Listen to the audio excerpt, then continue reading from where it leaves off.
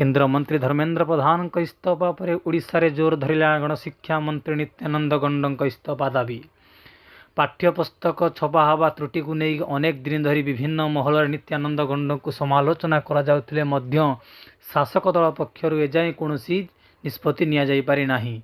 केन्द्रमंत्री धर्मेन्द्र प्रधान इस्तीफा पर कौन पाई आज जाए नित्यानंद गंड इस्तीफा दौना तथा सरकारी दल कौन पाई कौन पदक्षेप नेउना से विरोधी समेत वरिष्ठ नेतागुड़िक प्रश्न करिसेंती।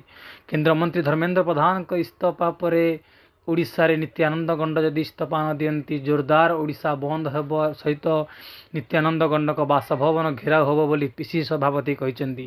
पीसी सभापति भक्तदास सूचना देइचंती कि जदि 7 रु 10 दिन मध्य नित्यानंद गंड इस्तीफा न दियंती ताले छात्र कांग्रेस सहित कांग्रेस नित्यानंद गंड बासभवन को घेराव करने सहित ओडिशा बंद रहिबो।